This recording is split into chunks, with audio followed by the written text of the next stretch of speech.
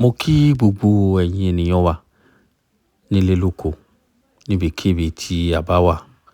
Ẹ jẹ́ kí a ti wo ohun tó ń ṣẹlẹ̀. Lẹ́yìn ìgbà tí àwọn àlfáà wọ́n lọ sílé olóyè, àwọn ọ̀pọ̀lọpọ̀ àwọn ènìyàn ti lọ. Lẹ́yìn yìí ni a rí àwọn oníṣẹ̀ṣe, Tani Ọlọ́run, ìwà lẹ̀sìn àti bẹ́ẹ̀ bẹ́ẹ̀ lọ. Wọ́n lọ sílé olóyè. Ẹ̀yin ènìyàn mi, lẹ́yìn ìgbà tí wọ́n lọ, nǹkan míì ti ṣẹlẹ̀ o. Ẹ wá wo ohun tó ṣẹlẹ̀. Àlfá Akeem fọná sójú ní orí ọ̀rọ̀ tí àwọn oníṣẹ̀ṣe tí wọ́n sọ nílé olóyè látàrí wípé àwa ló lọ mọ́. Àwọn kan ti wá nǹkan kan bẹ́yẹn. Ẹ̀yin ènìyàn mi, mi ò ní sọ̀rọ̀ pọ̀ jù. Mo fẹ́ kí ẹ wá tẹ́tí léko, kí ẹ farabalẹ̀. Ẹ wá gbọ́ bí iṣu ṣe kú, bí ọ̀bẹ ṣe pa, gbogbo ẹ̀ pátápátá. Òun ni mo fẹ́ kí ẹ wá gbọ́. Kí ló ti fẹ́ ṣẹlẹ̀? Kí ló ń ṣẹlẹ̀? Kí ló ń rúgbó bọ̀? Ó ń bọ̀ díẹ̀díẹ̀ ni o. Ọlọ́run á bá wa paná ẹ o. A ò fẹ́ wàhálà o. Ẹ fún olóyè ní ìsinmi o. Àlàáfíà là ń wá o láàrin wa o. Ẹ̀yin ènìyàn mi, ẹ jẹ́ ká farabalẹ̀. Ká máa gbọ́ ohun tó ṣẹlẹ̀.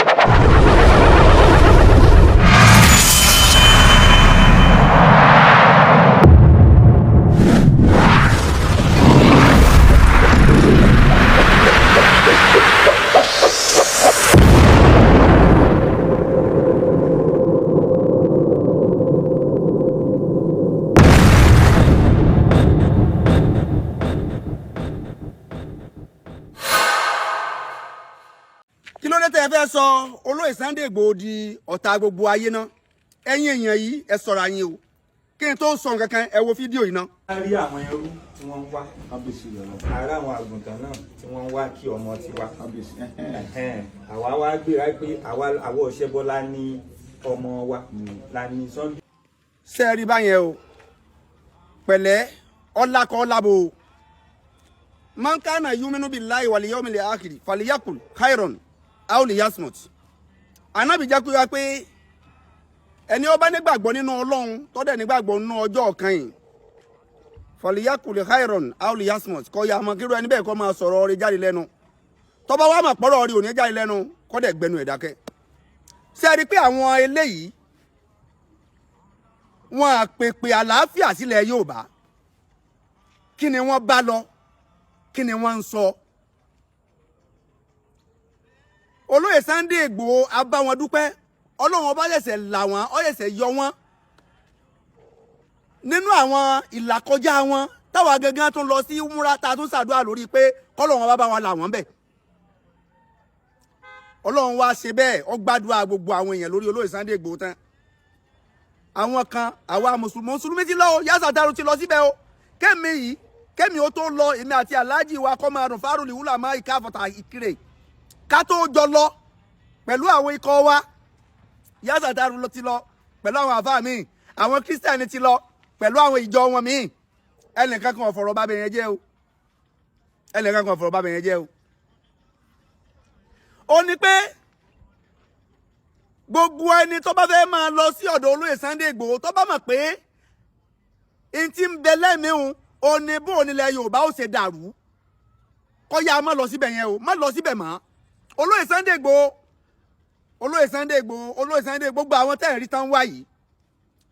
Nígbà tí nǹkan tó le tán, tí DSS ń wá everybody kiri, ta ló tó bẹ́ẹ̀ nínú àwọn dẹ̀dẹ̀wù rẹ̀ tí wọ́n jókòó yìí? Mo rí àwọn àgbàlagbà náà níbẹ̀, láwọn bàbá 70, àwọn bàbá 80, táwọn náà gbẹnu kalẹ̀. Tí ọmọkùnrin yẹn dẹ̀ ń sọ ọ̀rọ̀, àsádà ọ̀rọ̀ sí mùsùlùmí àti kírísítẹ́nì. Sí mùsùlùmí àti kírísítẹ́nì. Ǹjẹ́ tó bá jẹ́ pé ìgbà tí mùsùlùmí lọ, wọ́n sọ àsádà ọ̀rọ̀. Ìgbà tí kírísítẹ́nì lọ, wọ́n sọ àsádà ọ̀rọ̀. Ǹjẹ́ gbogbo ẹni tí ń lọ ọbẹ̀ yẹn ṣé wọ́n lè máa rí bẹ́ẹ̀ wọ̀? Wọ́n lè rọ́dọ̀ olóyè dé sí máa, torí pé ìjà ó ti máa ṣẹlẹ̀ ń bẹ̀. Mùsùlùmí lọ láìsí wàhálà, wọ́n sọ̀rọ̀ tútù. Kírísítẹ́nì lọ, Bíbélì ní I know my people and my people knows me. mo mọ àwọn èèyàn mi mọ̀ mí olóyè ti Sunday Igboho Ọlọ́run fún wọn ní wisdom gan wọ́n mọ àwọn èèyàn wọn o wọ́n mọ àwọn èèyàn wọn torí pé olóyè Sunday Igboho Ọlọ́run dìídì gbé kalẹ̀ nílẹ̀ Yorùbá láti lè ṣàǹfààní fún mùsùlùmí láti lè ṣàǹfààní fún kìrìsìtẹ́nì àti láti lè ṣàǹfààní fún àwọn ẹlẹ́sìn míì tí ẹ̀yin kan bá wá ń pe àpèjẹ olóyè mára yín nígbà tí ṣòro dé where were you níbo lẹ́wà ṣé ẹ lè wọ́ bẹ yẹn lọ nígbà tí nǹkan lé èmi lọ síbẹ̀ yẹn tẹ́sù bíi àáfà àlùfàtáyì mo lọ mú báyìí tẹ́sù bíi wọn mú báyìí nígbà tí nǹkan lé tílẹ̀ ń pọ̀ yìí tókè fẹ́ dilẹ̀ tílẹ̀ fẹ́ dókè àwọn pé kí ni tó fẹ́ ṣẹlẹ̀ àwa yìí lọ táàdẹ̀ kan tí ó dà torí pé a mọ̀ pé ìfẹ́ ilẹ̀ Yorùbá lọ́lọ́yè Sunday Igboho ṣe kì í ṣe torí ẹ̀sìn kankan ẹ má pe olóyè Sunday Igboho mọ́ ẹ̀sìn yín ẹ má fi olóyè kọlu àwọn èèyàn míì ẹ̀yin lẹ́fẹ́ ẹ má fi olóyè gba ojú bi lọ́dún ẹlẹ́sìn míì ẹ ṣọ́ra yín ẹ̀yin aláṣìṣe yìí ẹ ṣọ́ra yín gan olóyè Sunday Igboho ṣe yẹn dandan ẹ ṣọ́ra yín gan tẹ́ ẹ bá ń ṣe àṣìṣe yín ẹ kó àṣìṣe yín síwájú torí àṣìṣe náà kò ṣe lè tẹ́lẹ̀ ṣe tó da àfi kẹ́ ẹ máa ṣìṣe ṣé ọkọ̀ wà níbẹ̀ ibi ẹ ṣìṣe ń bí àbẹ́ ṣìṣe sọ̀rọ̀ lẹ́sọ jáde lẹ́nu yẹn níbi tá a ti ń wá bó o ní nǹkan ṣe tó bó o ní nǹkan ṣe dáa ẹ̀yin dẹ̀ lọ ẹ̀ dẹ̀ fọ̀rọ̀ balẹ̀ jẹ́ ṣé ẹ rí pẹ́ẹ́nì làkàyè ọkàn dùn mí fún ẹ̀yin àwọn bàbá àgbàlagbà tí wọ́n bẹ́ẹ̀ kalẹ̀ táwọn náà gbẹ́nu kalẹ̀ bọ̀bọ̀bọ̀ tí wọ́n lè kọ̀rẹ́ẹ̀tì ọmọ yẹn ọmọ òpònú yẹn gba tí nǹkan le tó le tán níbo lẹ́yìn wà